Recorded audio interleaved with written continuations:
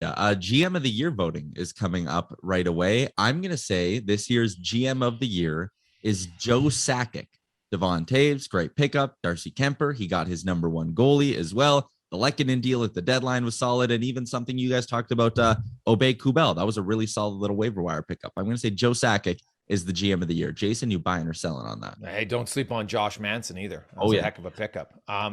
See, Ty, I love that you brought this up because I find too often the GM of the year is a guy whose team is good, but he didn't make any moves as the GM that year. That's the GM of the year should be about that specific calendar year from July 1st until now. And, you look at now, sure, he had impact guys before, but yeah, Joe Sakic, hey, it would be hard to not argue Breezeball. He went out and he went all in again for his team. Now, they haven't had the same result, so he's probably not going to win it because of that. The other guy I would go, though, is Bill Guerin. For the Minnesota Wild. He made a lot of moves. He made some gutsy moves. There's no question about that. So he'd be another guy that I'll buy with Joe Sakic. I can get on board with that. Frank? I would almost bet money that Bill Guerin is not a finalist, even though he deserves consideration. You know why? Because the GMs and everyone who votes on it, it's a 41-member panel. They're all weenies. You know why they're weenies? Because they wait until the conference final to vote on it after there's 4 teams left. Oh, congratulations. You picked 3 guys from the 4 teams remaining.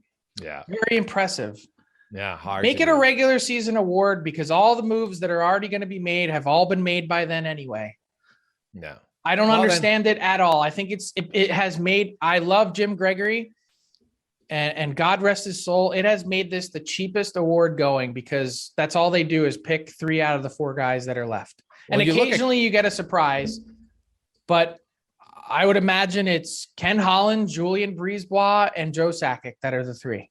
Yeah, because you look at Holland's moves, actually. Cody Ceci, Duncan Keith, Zach Hyman, Evander Kane, Brett Kulak, Derek Ryan. Like, those are pretty significant when you think about it. And he's been ripped all season long. Yeah. And I've written at varying points these playoffs about how good some of those moves have been made.